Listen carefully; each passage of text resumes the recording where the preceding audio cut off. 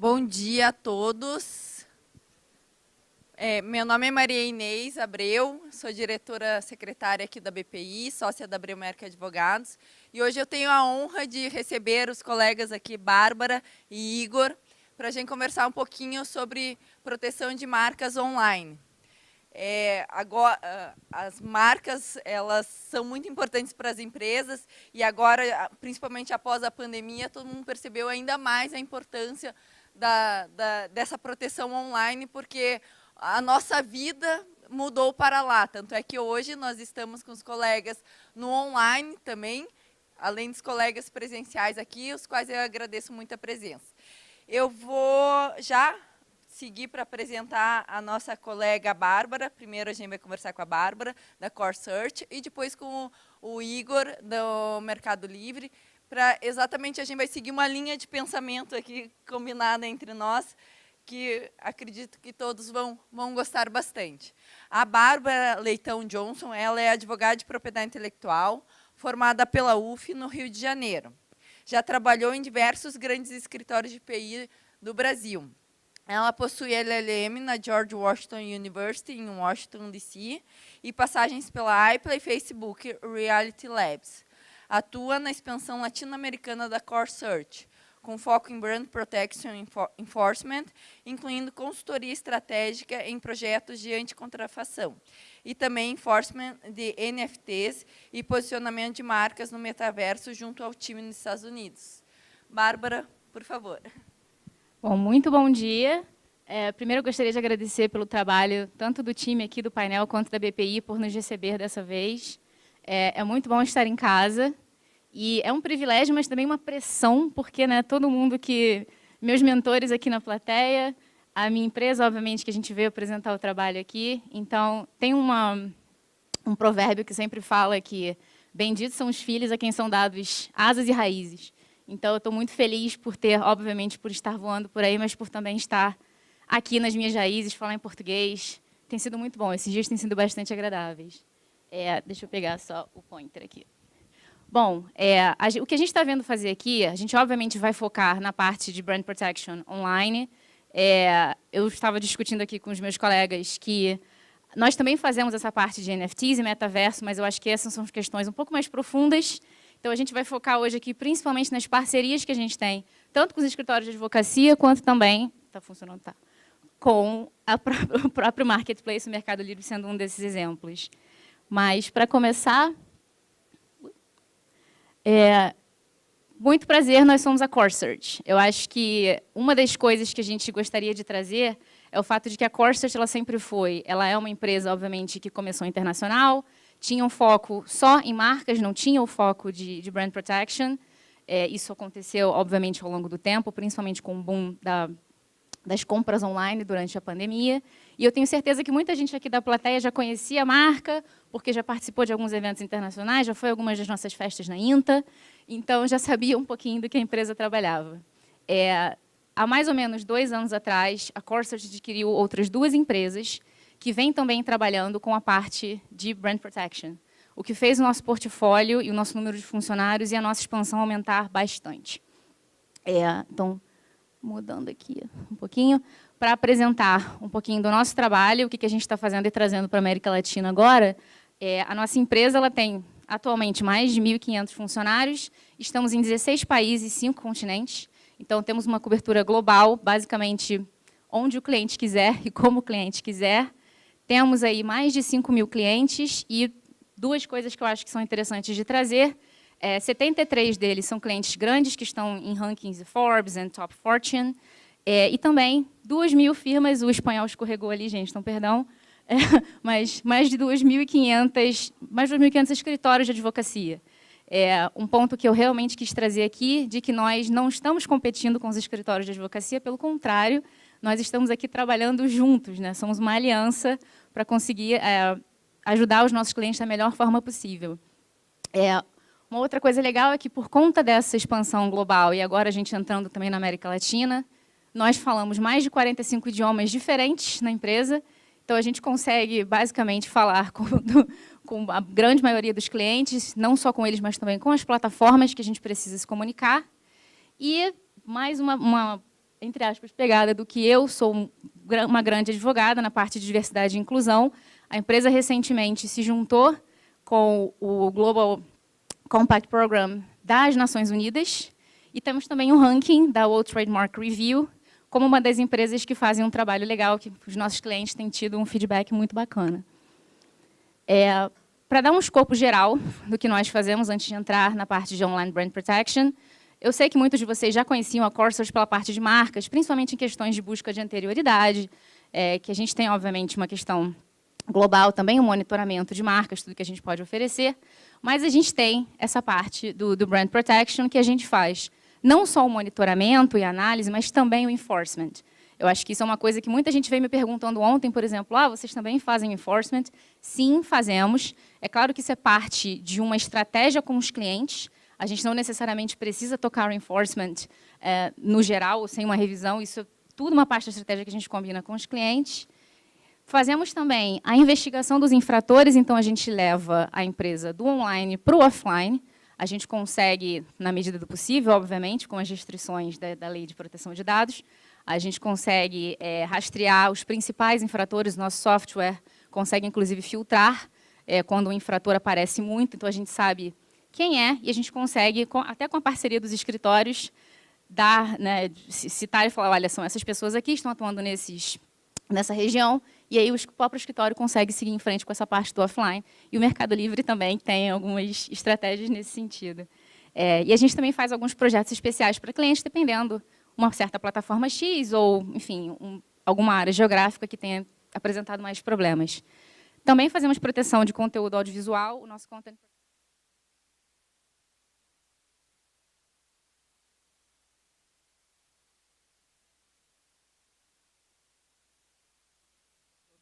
existe alguma empresa que esteja para lançar algum filme ou alguma canção, a gente consegue fazer um trabalho preventivo para evitar vazamentos.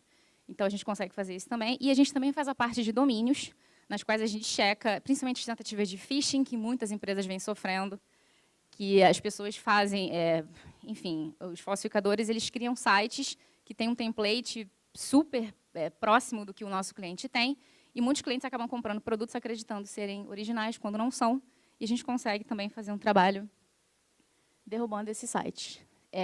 O nosso enfoque usa 4 pilares. Óbvio, os dados que a gente coleta de acordo com o cliente, com o que o cliente nos passa. O cliente chega para a gente e fala, temos um problema, e essa é a marca, é isso que a gente quer fazer. Com isso, a gente alimenta o nosso software. Eu vou apresentar o Zero daqui a pouquinho.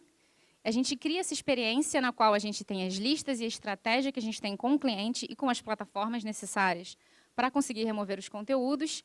E, nesse tempo, a gente forma essas alianças que são extremamente necessárias, principalmente para diminuir o tempo do takedown, que é uma das questões mais importantes que a gente tem hoje em dia. Quanto mais tempo o conteúdo fica online, mais perigoso fica, tanto para o cliente quanto para o escritório, mais custoso. Então, essa relação que a gente tem com os marketplaces e outras plataformas também ajudam na redução do tempo. Eu trouxe, inclusive, um caso mais para frente sobre isso. Deixa eu só... Agora, entrando na parte realmente da palestra, estou só aqui monitorando o tempo. Uma das perguntas que a gente recebeu quando a gente começou a elaborar o painel foi sobre o quanto aumentou na pandemia. E, então, eu trouxe uma notícia bem para figurar o que aconteceu. O comércio online, e aqui a gente está falando do comércio online no geral, né, de produtos, inclusive, originais. Óbvio que as pessoas não podiam ir aos shoppings e tudo mais, e acabaram comprando mais. Mas, em contrapartida, o comércio de falsificados também aumentou. Muitas vezes, os clientes não sabem que eles estão comprando produtos falsificados. Eles simplesmente vão lá, enfim, e acabam vendo um site que parece muito, um produto que parece muito, não tem, mais ou menos, o know-how de como diferenciar, e acabam comprando esse tipo de produto. Então, para mostrar, um dos efeitos da pandemia foi realmente o aumento de 21% no geral de compras online de produtos. A gente tem algumas marcas aí que têm produtos que são vendidos assim, um determinado par de sapato a cada 5 minutos online. E um outro exemplo que eu trouxe foi esse exemplo do e-commerce, mostrando também 2,9 milhões de pessoas compraram produtos falsificados em um ano. E essa matéria eu acho bacana porque ela mostra justamente a tentativa dos falsificadores de se aperfeiçoarem no sentido de levar os clientes a crer que estão comprando um produto original. Essa foi também uma pergunta que a gente recebeu. E, sim, os falsificadores eles vão, aos poucos, aprendendo.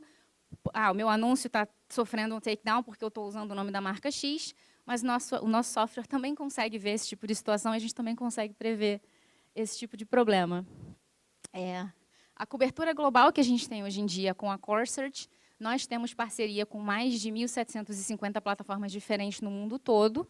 Repetindo, a gente fala, então, aí mais de 45 idiomas, então a gente consegue ter uma relação super boa com essas plataformas. E na América Latina, que é o tópico de hoje, temos aí um relacionamento com mais de 190 plataformas, Mercado Livre entre uma delas. Obrigada pela ajuda.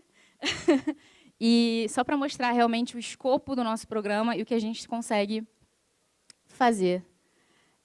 O nosso escopo de proteção, é claro que a gente está falando aqui da parte de Brand Protection, mas a gente fala não só com marketplaces, como o Mercado Livre, mas também redes sociais. A gente tem um trabalho muito grande com a Meta, com o TikTok, hoje em dia, que é, enfim, o boom que a gente precisa estar ali monitorando. Websites, as NFTs que eu vim falando, Algumas plataformas do metaverso, a gente tem feito trabalho com a OpenSea, por exemplo. As próprias App Stores, tem muito caso de impersonation, né, enfim, de produtos sendo apps que vendem como se fossem os clientes, mesma situação. Trabalhamos também com buscas pagas, a parte dos Google Ads, e os nomes de domínio. A diferença aqui entre os nomes de domínio e os websites são que os websites a gente está falando do conteúdo. Não necessariamente a marca está sendo violada no nome de domínio per se, mas o conteúdo aparece absolutamente tudo que os clientes vêm tentando proteger. Trouxe alguns números de 2021 aqui da nossa empresa no ano passado, que são um tantinho impressionantes, mas a gente conseguiu proteger, no geral, mais de 1.400 marcas. Tivemos mais de 15 milhões de anúncios que foram removidos com a ajuda do nosso sistema, mais de 2 milhões de vendedores ilegítimos reportados, e aqui o que eu acho um dado que sempre me chama muito a atenção, que os nossos clientes, no geral, tiveram uma economia de mais de 5 bilhões de dólares em receitas protegidas justamente por conta do trabalho que a gente vem fazendo. Eu trouxe um caso mais na frente que eu vou apresentar de uma forma mais clara, mas é claro que o mercado de falsificação atinge as empresas de uma forma muito grande, mas 5 bilhões de dólares é um número um tanto expressivo, né?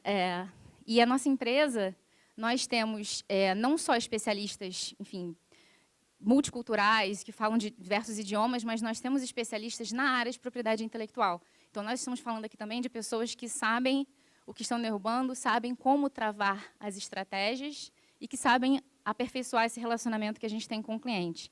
E também a parte de investigação, que eu não vou entrar muito aqui, para a gente poder focar no Online Brand Protection, mas temos investigadores certificados que ajudam nessa parte, principalmente do online para o offline.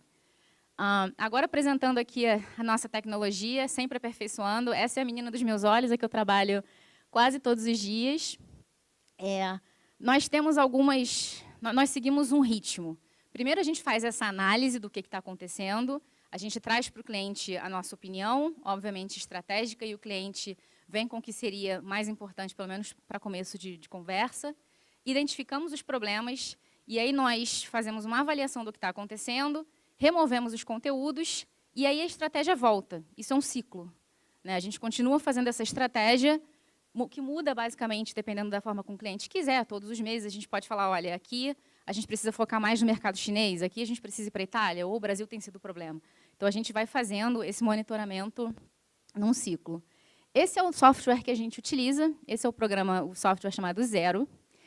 Ele é, sem dúvidas, tudo bem, eu sou suspeita, mas ele é o melhor programa que eu já vi. E aqui eu falo como advogada de PI também. Eu lembro quando eu comecei a conversa com a Corsa, eu falei, gente, eu queria ter isso, né? Porque realmente é um programa que tem uma amplitude enorme. É uma busca online super ampla, todos os marketplaces que a gente discutiu estão envolvidos no Zero. Mais de 80 redes sociais, as Apple Stores. E a gente pode fazer reports de diversos tipos de infração. Não necessariamente de PI e de marcas. A gente também trabalha com muita infração de copyright. A gente também pode ajudar clientes com infração de patente, porque a gente pode ver, por exemplo, o cliente tem um medicamento sendo identificado, a gente pode procurar pelas keywords, as palavras-chave que a gente usa. A gente pode usar para ver se tem alguém infringindo essa patente, e também outros, que, por exemplo, o caso o Igor vai até explicar melhor, mas a gente tem alguns casos em que os anúncios eles violam, não exatamente PI, mas eles violam a política da própria plataforma, como, por exemplo, o Mercado Livre não pode vender medicamentos em alguns lugares, certo? Então, a gente acaba conseguindo ver esse tipo de coisa. O Zero, ele tem essa interfacezinha, e como vocês podem ver aqui na esquerda, ele tem diversos filtros. Então, as pesquisas que a gente pode fazer, elas podem ser por risco, por nome, por continente, localização. A gente consegue filtrar de uma forma muito simples e muito rápida o que a gente quer listar e o que a gente quer conseguir derrubar. Da mesma forma, a gente pode fazer a pesquisa por imagem. E aqui que eu estava falando a questão do aperfeiçoamento dos falsificadores, que às vezes eles não usam o nome, mas eles usam a logo. Então, da mesma forma, o nosso software consegue detectar esse tipo de problema e a gente consegue, obviamente, tentar derrubar esses casos. Apresentando aqui 2 casos de sucesso que eu gosto bastante de falar. Eu trouxe casos de indústrias que são muito atreladas ao Brasil, no geral. Um dos casos é da Lundbeck, que é uma indústria farmacêutica. A gente está falando aqui de produtos que são medicamentos. Então, assim, além da violação de IPI que a gente está discutindo, nós estamos falando também de uma questão muito forte de segurança do consumidor, né? A Lundbeck, inclusive, ela é uma empresa que faz... as marcas principais da empresa são voltadas para tratamento à depressão, por exemplo. Então, a gente está falando aqui de situações que, se a gente, quanto mais tempo fica, não só a empresa, obviamente, perde receita, mas o risco para o cliente e para o consumidor dessa empresa é muito grande. A Lundbeck é uma empresa que tem mais de 9.000 marcas e está aí em 150 países, é um trabalho gigantesco que eles fazem. E a gente ajuda muito eles também na questão do Freedom to Operate, quando eles trazem uma marca que eles estão pensando em lançar, e a gente tenta ajudá-los a ver a viabilidade de poder usar essa marca no país. E aqui eu trouxe um mini depoimento que fala exatamente da questão da nossa ajuda do online para o offline com eles. 5 minutos, já ganhei. Mas que a gente ajudou a empresa a conseguir esse objetivo de trazer esses dois focos, tanto a ajuda para eles quanto a segurança para o próprio consumidor. E, no caso deles, a gente faz um monitoramento de brand protection e a gente tem aí mais ou menos 2.000 conteúdos removidos por ano, agora provavelmente, nos últimos anos, até aumentando um pouquinho mais. E o segundo caso, trouxe o caso da Toyota, também questão de segurança para o cliente. A Toyota veio para a gente com uma questão que chamou muita atenção também, que era uma perda estimada de 2 bilhões de euros por conta do comércio de pneus falsificados. E o grande problema deles era, obviamente, além da venda dos produtos, era a questão do tempo em que era levado para que esses takedowns conseguissem acontecer. E aí vem a questão do relacionamento que a gente tem com as plataformas e a redução de 65% no tempo desses takedowns, o que faz a coisa muito mais rápida, muito mais fluida e válida, obviamente, para todo mundo. Já estou terminando aqui, porque a Inês já me sinalizou os 5 minutos, mas, obviamente, já falei da questão da gente conseguir fazer esse trabalho de ponta a ponta. A gente não faz o trabalho, obviamente, com o depósito, dos pedidos de registro e tudo mais, mas a gente começa aí da viabilidade da marca até o enforcement dela. Então, a gente tem a tecnologia de agrupamento, em que a gente consegue juntar tudo que o cliente precisa e todos os links necessários que a gente precisa analisar. A análise, temos um time de analistas gigante também, que falam diversas línguas, que são especializados e têm um olho clínico e sabem, a gente vai realmente seguindo a estratégia do cliente para conseguir derrubar os conteúdos necessários. A colaboração, que é essa aliança que a gente cria com os marketplaces e as mídias sociais, e as redes que a gente vai criando. E com isso, e também com a equipe, a gente tem uma equipe de inteligência que consegue trabalhar fora disso, se a gente precisar, mas eu acho que já até esse era o último slide. O que era mais importante focar realmente, que tem ajudado muito a gente, são as alianças que a gente vem criando. E é aqui que eu dou a minha deixa para o Igor. E é muito prazer, somos a CoreSearch. Muito obrigada por me receberem em casa. A gente tem um trabalho muito legal fazendo aqui na América Latina e, óbvio, perguntas, sugestões. Estou aqui, aceito e-mail, LinkedIn, a gente tem um booth lá fora também. Fico à disposição para perguntas.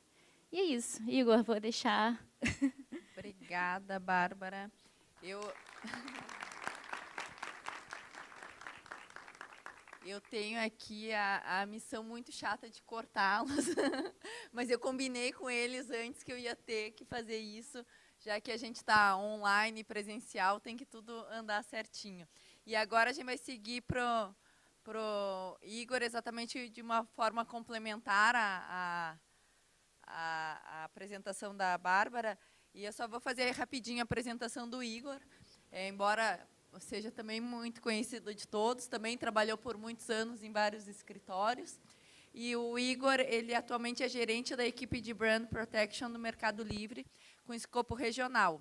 Antes, ele trabalhou por 15 anos em vários escritórios de propriedade intelectual, exatamente em medidas cíveis e criminais de repressão à pirataria.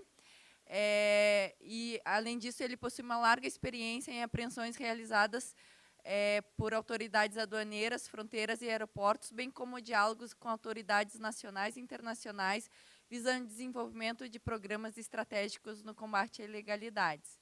É formado em Direito pela Universidade Presbiteriana Mackenzie, especialista em processo civil pela PUC São Paulo e em propriedade intelectual pela FGV de São Paulo também. E, durante 2017 a 2021, foi co-coordenador da Comissão de Repressão da BPI, a nossa casa aqui. Obrigada, Igor. Bem, bom dia a todos. Vejo aqui várias caras conhecidas, vários amigos e colegas. Sempre um prazer estar aqui na BPI e falar um pouquinho das boas práticas do Mercado Livre na proteção aí de marcas e, enfim, todo o portfólio de propriedade intelectual. A Maria Inês falou que fica à vontade para cortar, mas a gente convidou ela para fazer um sambinha antes da gente começar aqui. Ela negou também, tá? Então, ela já começou a exercer o papel logo no começo.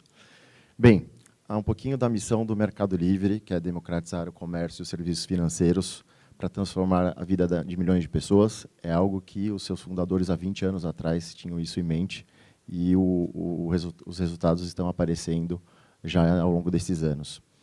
Dentre esse aspecto, o que é importante deixar claro aqui para vocês? A gente tem aqui o que a gente fala, né, do mundo amarelo, o nosso marketplace. Tem todas as iniciativas, né, a parte de veículos, imóveis e serviços, que são as transações fora da plataforma. Assessoramos, aí temos o nosso braço logístico, que é a parte de mercado envios. Assessoramos as pessoas físicas e jurídicas que não saibam como criar um site, a parte de mercado shops e a parte de mercado ads, as publicidades do nosso site. Temos também aí a nossa fintech, que faz parte do nosso ecossistema, porque também faz parte da democratização dos serviços financeiros na América Latina, e aí, recentemente, o Mercado Livre como banco digital e lançamento da Melicoin. Estamos presentes em 18 países da América Latina, presencialmente em 8 escritórios, atualmente 33 mil funcionários, a maior parte no Brasil. Como vocês podem ver aqui, alguns números, né? Temos 10 milhões de vendedores na plataforma, 107 milhões de compradores, 35 itens vendidos por segundo. Então, vocês podem... Como advogado, eu não sou muito bom de conta, confesso para vocês, mas isso demonstra nosso avanço em toda a América Latina. Um pouquinho do nosso mercado envios, como vocês podem verificar, temos 10 centros de distribuição no Brasil, Colômbia 1, 5 no México, e Argentina e Chile também temos presença. Para vocês verificarem a nossa expansão na América Latina, um mercado muito importante. A questão do Mercado Livre na parte de anúncios de VIS, 5,8 milhões de anúncios de automóveis, mais 109 milhões de visitas ao mês. E a parte de Mercado Ads também. Para pouquinho eu trazer um ponto do nosso ecossistema, que envolve aí o mundo amarelo e o mundo azul. Bem, e aqui um pouquinho é importante a gente detalhar as nossas políticas e canais de denúncia. Temos aí o canal de produtos proibidos, as nossas políticas no nosso site, mais de 50 categorias, evitamos diversos produtos ilegais na nossa plataforma. Os canais para os proprietários de direitos de propriedade intelectual, e aí a parte de brand protection, e aí também temos as técnicas proibidas que envolvem, como a Bárbara comentou, situações em que são permitidas por lei, mas nós não expomos os usuários a determinadas práticas. Bem, nesses canais de denúncia, um resumo para todos. Para todos os usuários, 100% das publicações constam com um botão denunciar. Vocês podem reportar qualquer ilegalidade através desse botão. Se vocês forem titulares ou atuando como representantes dos titulares de propriedade intelectual, vocês possuem o Brand Protection para reportar. E aí, os acordos com as autoridades públicas que o Mercado Livre tem em toda a região da América Latina também. Bem, aqui são alguns acordos que nós temos na região da América Latina, no Brasil especificamente. Aí a gente destaca alguns, a BDR, a Ancine, dentre outros, em toda a região da América Latina, para a proteção da propriedade intelectual. Bem, mas vamos falar um pouquinho aqui do Brand Protection Program. Não sei se todos já são usuários, ou, enfim, assíduos ou não, mas a gente convida aqui a utilizar isso, até pelo tempo que a Bárbara comentou da importância, né, da proteção da propriedade intelectual. Muitas vezes o cliente não quer entrar com uma ação judicial, mas ele quer resolver de uma forma simples, rápida e prática, e o Brand Protection ele serve justamente para isso, né? Um dos pilares do Mercado Livre há mais de 20 anos é a proteção da propriedade intelectual. Mas aqui a gente precisa deixar muito claro alguns aspectos. Proteção do Brand Protection envolve marcas registradas, direitos autorais, os desenhos industriais, modelos de utilidade, as patentes e, mais recentemente, direitos conexos. O que foge, então, Igor, à questão do Brand Protection? foge e é fora do escopo do Brand Protection, situações envolvendo controle de canais de distribuição, controle de preços, grey market. Vocês vão me falar assim, Igor, no Brand Protection, algum titular denuncia porque vê um seller vendendo com produto mais barato do que o dele? Sim, infelizmente. Isso não deve ser reportado através de Brand Protection e também é uma atitude não leal no comércio. Então, é muito importante deixar isso bem claro para vocês. Bem, resumindo um pouquinho o Brand Protection, ele está disponível em 18 países da América Latina que operamos com uma única conta, então você não precisa criar uma conta por país para proteger o seu cliente. Basta ele ter os seus direitos de propriedade intelectual localmente protegidos. É um programa gratuito, o Mercado Livre oferece uma ferramenta de forma gratuita para os titulares de propriedade intelectual defenderem os seus direitos. Você protege todo o seu portfólio de propriedade intelectual, você pode realizar diversos filtros para realizar as buscas, como a Bárbara comentou, com algumas palavras-chave, envolvendo diversos critérios, você pode auditar a ferramenta e está previsto em 3 idiomas, português, espanhol e inglês. Inclusive, você tem a possibilidade de gerar os relatórios gerenciais, que, obviamente, a gente conhece que os clientes e as empresas sempre têm que reportar para entender quais são os resultados. Bem, e aí vamos falar um pouquinho os motivos de denúncia, né? Dentro do Brand Protection, a gente podemos estar tratando de diversas formas de supostas violações de propriedade intelectual. E aí os titulares conhecem melhor os seus direitos do que ninguém. Pode ser uma situação envolvendo um produto falsificado, podemos ter uma situação envolvendo o uso ilegítimo da marca, podemos estar tratando de uma situação de produto não destinado à venda. Então, exemplo, o produto não foi lançado no Brasil, então ele pode reportar se esse produto não foi lançado no Brasil, uma questão de esgotamento de direitos. Questões envolvendo violações de direitos autorais, a parte de direitos conexos, e também imaginem uma situação de algum colega que tenha, infelizmente, a sua imagem vinculada em uma publicação que ele não autorizou. Ele pode reportar por uso da imagem pessoal de uma forma não autorizada, ele pode reportar através do Brand Protection.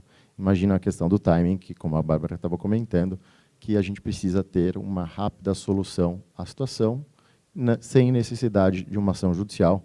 E aí vocês imaginam, conhecendo o nosso judiciário brasileiro, quantas ações judiciais são evitadas, e a gente precisa pensar isso, desjudicializar. E a gente sabe que no Brasil a gente tem uma cultura muito forte na questão da litigância.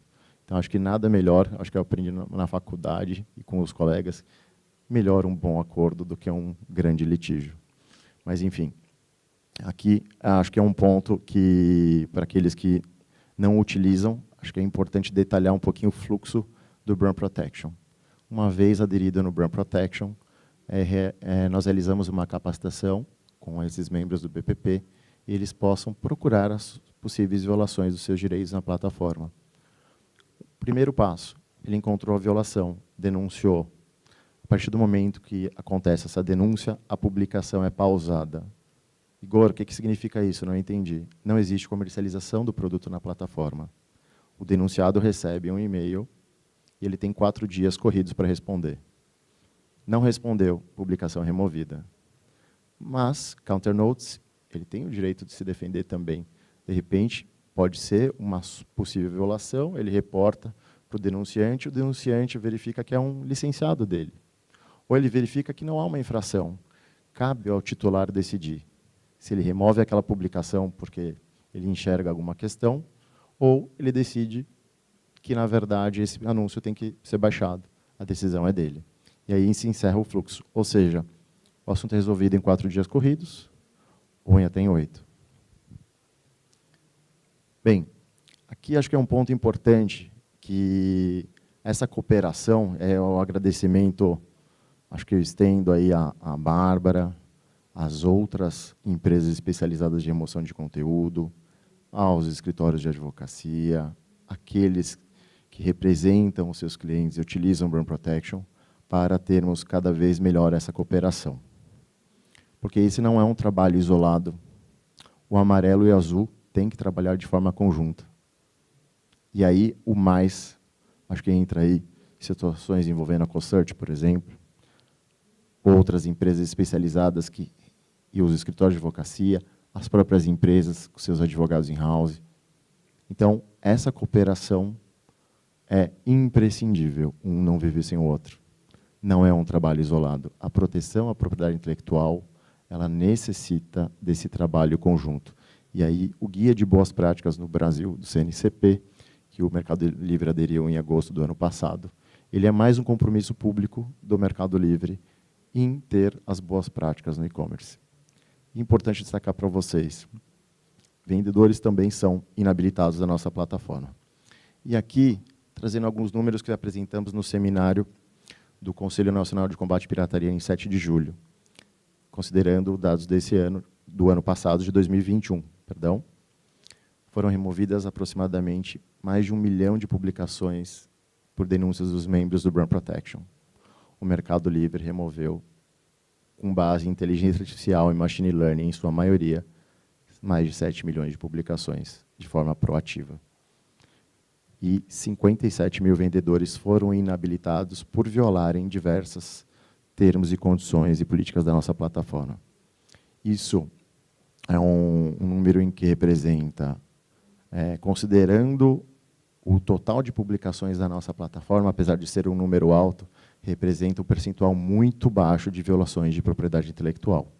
E aí, fazendo uma consideração em comparação ao que a gente teve no primeiro semestre de 2021 para o segundo, o percentual de anúncios removidos por violações de propriedade intelectual no primeiro semestre de 2021 era de 0,28%.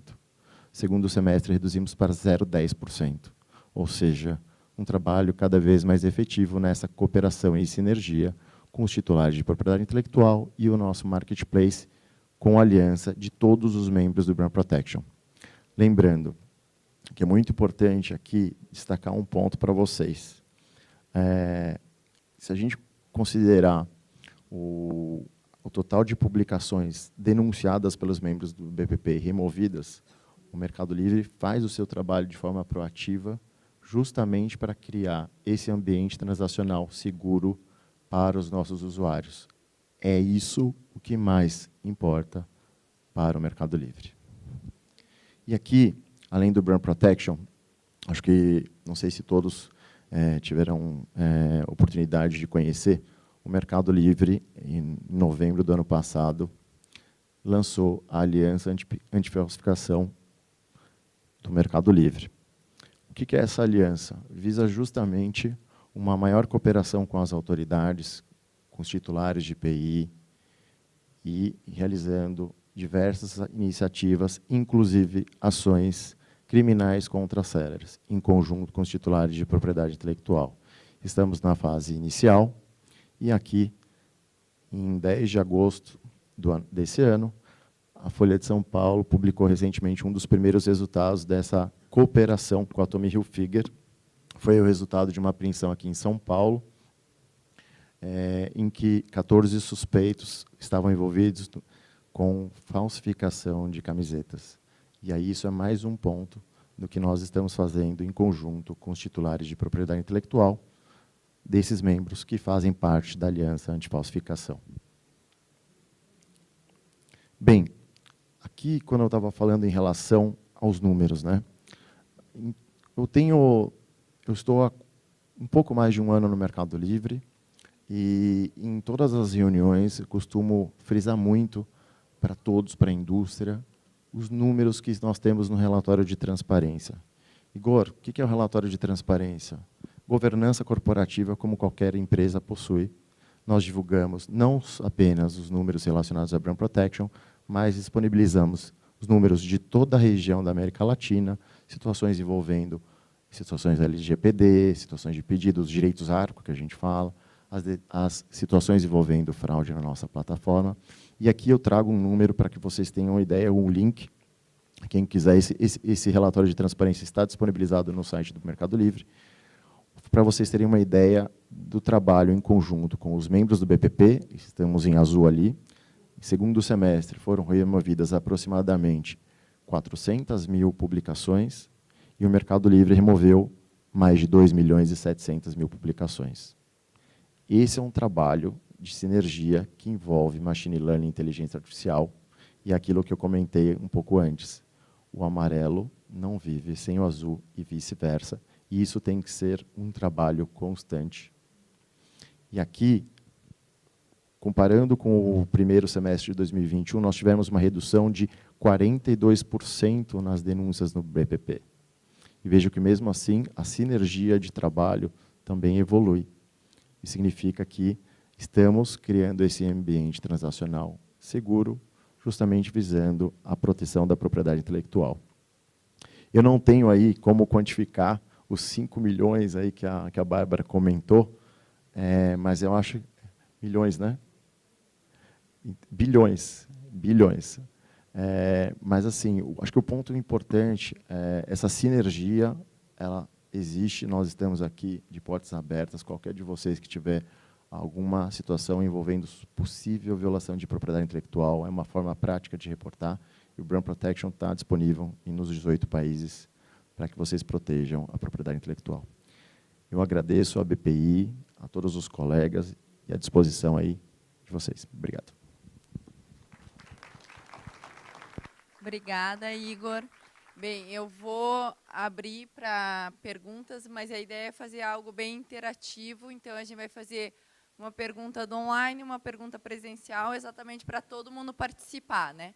Então, por favor, quem tiver perguntas aqui, levante a mão para facilitar a localização. Já temos uma pergunta ali do Dr. Ritt. Obrigada. Tá. Bom, parabéns. Eu queria conversar com o Igor. O doutor Igor, já conversamos tempos atrás. Veja, o sistema realmente tem um objetivo muito bom, tem uma funcionalidade muito boa, mas ele tem falhas. O Brand Protection, não só do Mercado Livre, como do Shopee, como do Lojas Americanas, como de todos, que é a questão de não analisar a fundo algumas questões importantes. Por exemplo, retirada de produtos com base em violação de patente. O denunciante junta lá uma carta patente e o mérito disso não é analisado, muitas vezes, ou vocês não têm condições de analisar se aquilo viola ou não viola.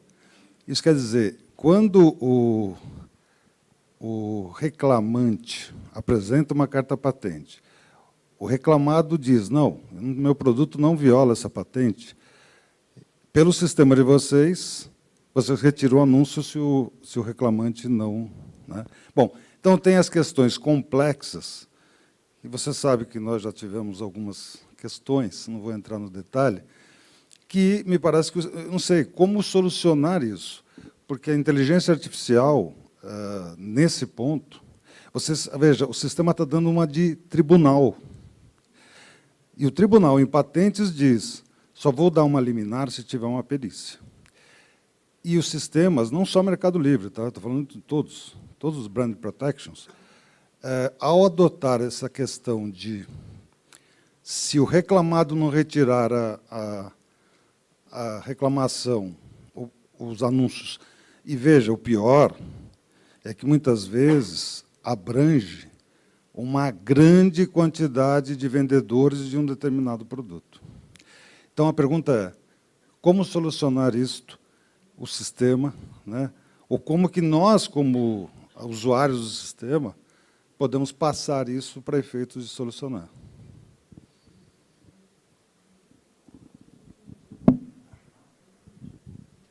Ritt, mais uma vez, queria agradecer a pergunta e, para variar, perguntas complexas, difíceis, ou aquela, como a Bárbara estava comentando, qual é a pergunta de $1 milhão, né? Enfim, acho que um ponto importante deixar claro aqui, né? A gente até estava conversando um pouquinho antes de começar, situações complexas como essa, a gente não comentou todo sobre patente, mas também pode ser exercido sobre isso. Como você comentou, você pode ter uma situação em que um titular de uma carta patente, então ele tem aquela propriedade intelectual. A decisão não é do Mercado Livre. A decisão do denunciado em responder vai voltar para o fluxo. Quem toma a decisão é o titular daquela carta patente. Se envolver alguma situação, como você comentou, que envolva vários sellers, isso tem que ser resolvido entre o titular da propriedade intelectual e aquele que supostamente está violando aquela propriedade intelectual, e cabe ao denunciante e denunciado resolverem o assunto. Se eles não resolverem o assunto, não cabe ao Mercado Livre tomar uma decisão sobre de quem tem o melhor direito. Cabe aí aos dois, ou à quantidade deles, resolverem. Os anúncios são... Não, então, mas aí, Rit, um ponto é assim, o fluxo que é regional para os 8 países da América Latina, ele não tem diferenciação. Se o titular de propriedade intelectual, no caso que você falou, uma patente, ele tem essa patente, e o seller, ele entendeu que não infringiu a patente, isso vai voltar para o titular decidir. Se ele entende que há uma infração, cabe a nós, como marketplace, adotar o fluxo que é transparente para todos. Se existe ou não uma violação, não é o marketplace que vai decidir. Cabe, aí provavelmente, depende da estratégia de cada um, você pode levar por uma situação de arbitragem, você pode levar ao judiciário. Cabe ao judiciário informar qual é a decisão que foi adotada. E cabe ao marketplace cumprir a decisão que foi adotada. E aí, obviamente, deixo isso muito claro, não cabe a decisão ao marketplace. E aí eu vou fazer uma analogia com o que acontece, às vezes, em situações envolvendo apreensões em portos brasileiros. Nosso regulamento aduaneiro, por exemplo, ele não prevê apreensão de ofício pela autoridade em situações envolvendo patente.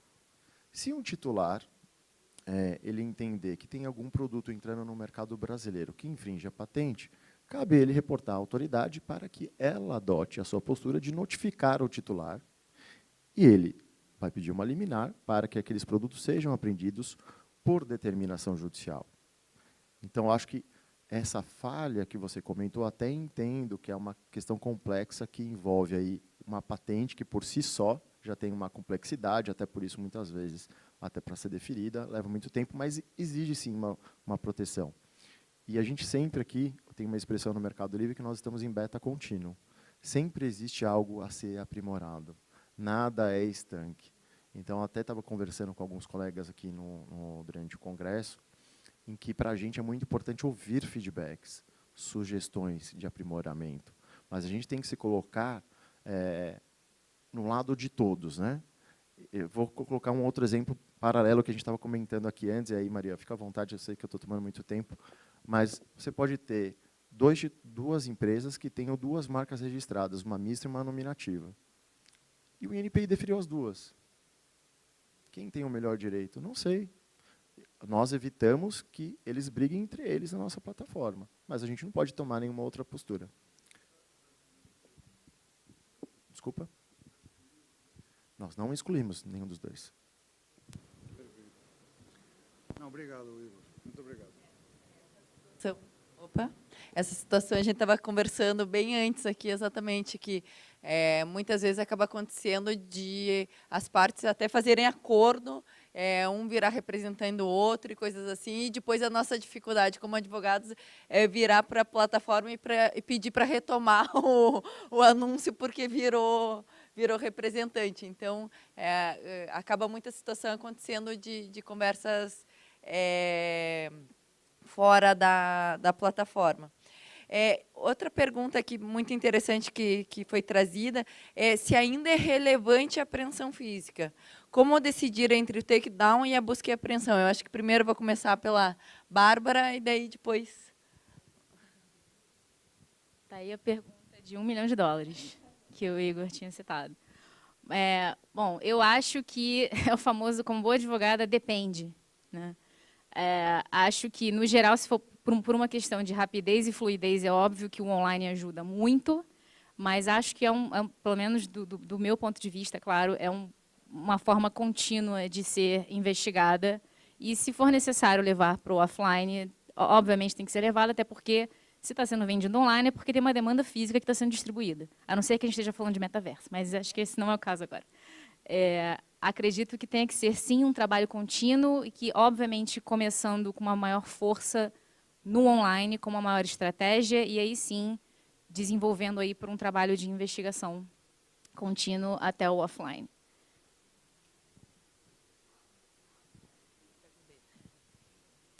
Da parte do marketplace, a gente coloca aí o Brand Protection à disposição, o timing é rápido, como a gente comentou, depende, concordo com o que a Bárbara comentou, e a questão da aliança antipirataria é um pouquinho do resultado do offline, né? E aí, como a Bárbara bem comentou, uma estratégia online pode se servir para o offline também, e aí protege a propriedade intelectual. Agora, Dr. Valdir. Bom dia, Valdir Rocha, Verano Advogados. A pergunta para o Igor é sobre derrubada de anúncios baseada em direito autoral, porque derrubar anúncio de produto contrafeito é mais simples porque o titular apresenta o certificado de registro. Como o registro de direito autoral não é obrigatório, quais são as provas que o Mercado Livre aceita e qual o critério para derrubar? Valdir, obrigado, bom dia, obrigado pela pergunta.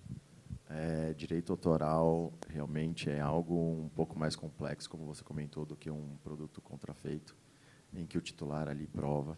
E a gente até estava, parece que prevendo um pouco essa pergunta, mas a questão do direito autoral tem um ponto de que independe do registro, não só no Brasil, tem convenção aí de Berna. Geralmente a gente pede para que o titular ele apresente um documento, tem uma relação de documentos quando ele vai aderir, nós colocamos qual é a relação de documentos que a gente pede, a depender ainda de cada país, alguns documentos adicionais podem ser solicitados, como uma tradução juramentada de um documento, a prova da titularidade, um documento, um RG ou um ID que ele tenha, mas essa é a prova que a gente pede geralmente em relação ao copyright. O que às vezes acontece, e isso é um pouco complexo, em que acho que a Bárbara pode ajudar muito para falar sobre essa parte, que ela falou de alguns projetos que ela atuou. Você não consegue detectar quem que é o titular daquela imagem em muitas situações. E aí você tem uma situação complexa. Aquela imagem ela é uma imagem pública e que não existe nenhum titular, essa pessoa obteve essa imagem de algum outro site e está utilizando, se apropriando indevidamente em relação a isso. Então, são situações que ficam a casuística ali, mas a gente não pode, mais uma vez, não é a decisão do Mercado Livre. O titular, ele denuncia e a gente acredita, a gente deixa muito claro na boa-fé de quem alega ser o titular do direito autoral.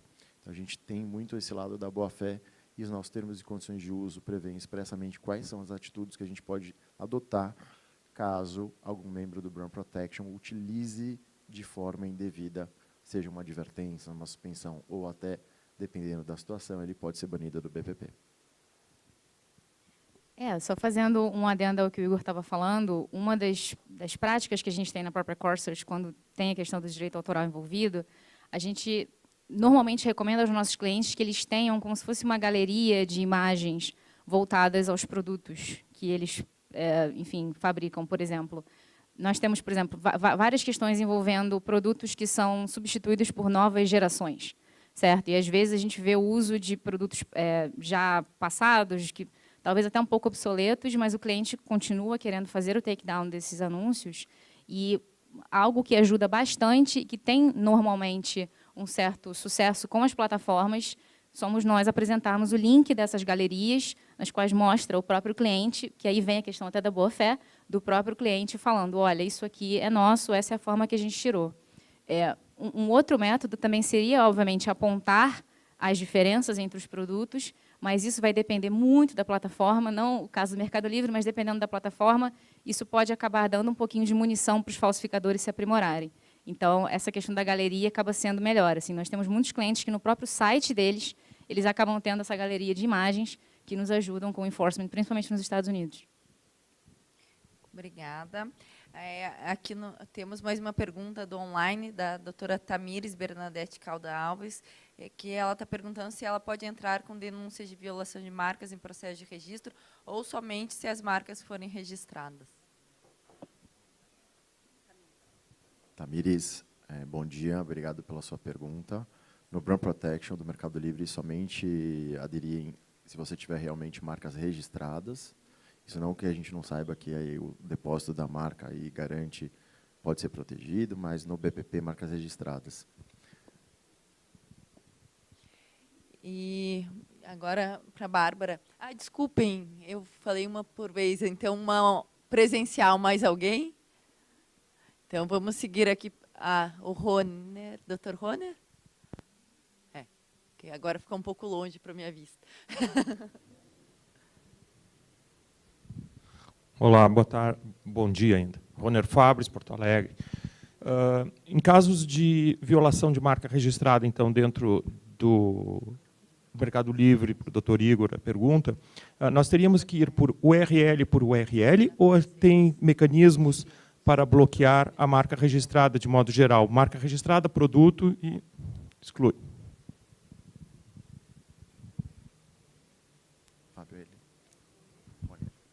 Roner, bom dia. Obrigado pela sua pergunta.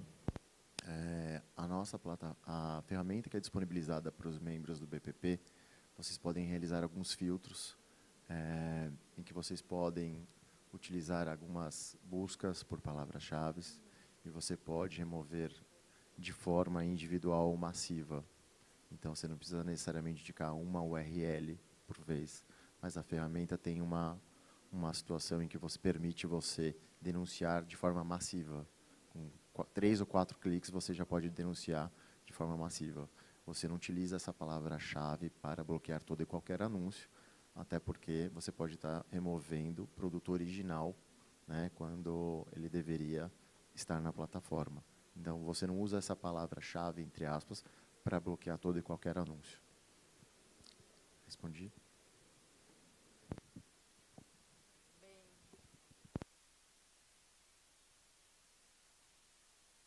Embora tenhamos ainda algumas perguntinhas aqui, eu tenho que seguir para o final e para isso eu vou passar a palavra para a doutora Bárbara para fazer suas considerações finais e depois para o doutor Igor. E, infelizmente, encerraremos o painel, mas, obviamente, quem ainda tiver pergunta, os dois, eu já me oferecendo aqui pelos dois, os dois estarão aqui após a palestra, e também a gente pode encaminhar perguntas para os dois que eles responderão posteriormente. Obrigada. Não, com certeza, eu fico super grata em responder as perguntas por e-mail, apresentar o nosso projeto, o nosso programa no pós, mas fico feliz principalmente por apresentar a aliança que a gente vem fazendo aqui, por demonstrar o quão importante é essa participação, essa sinergia que a gente tem, o trabalho que a gente faz em conjunto com os escritórios de advocacia, o trabalho que a gente faz junto com as marcas. Agradecer, obviamente, a Inês pela proatividade, por nos ajudar com as perguntas, com a montagem do painel. Ao Igor também, não só pelo relacionamento do Mercado Livre com a Corsair já de muitos anos, mas também pelas perguntas e considerações aqui antes que acabaram surgindo, outras perguntas muito semelhantes ao que a gente estava discutindo, mas que realmente assim, é muito de boas práticas no geral de todo mundo, né? Tanto dos clientes, nos casos nos quais a gente estiver falando aí de direito de autor, a questão das marcas, a gente realmente, na maioria das plataformas, precisa apresentar o registro das marcas, então, às vezes, isso acaba sendo um pouquinho mais delicado, mas, no geral, realmente agradecer e falar que a gente está à disposição para apresentar o nosso trabalho, e é isso. Vou deixar o Igor finalizar. Queria agradecer ao convite da BPI para a gente poder participar e mostrar um pouquinho das boas práticas aqui na América Latina. Maria Inês, muito obrigado, parabéns pela moderação. Vou fazer uma consideração que eu acho que eu entendo muito importante em relação aos sellers. A gente tem um percentual de 75% dos sellers que são denunciados por violação de propriedade intelectual. Na nossa plataforma, eles não voltam a reincidir. E aí eu penso nisso no aspecto, não só no online, mas no offline. Aí conversando com diversos colegas, a gente sabe que a API no Brasil às vezes não é muito difundida, a gente ouve às vezes a autoridade, alguém utilizando aquela patente quando se queria fazer referência à marca, enfim. Acho que a gente também exerce pelo conhecimento que nós temos, em difundir a propriedade intelectual e educar aquele seller, no sentido de orientá-lo como você protege a sua propriedade intelectual.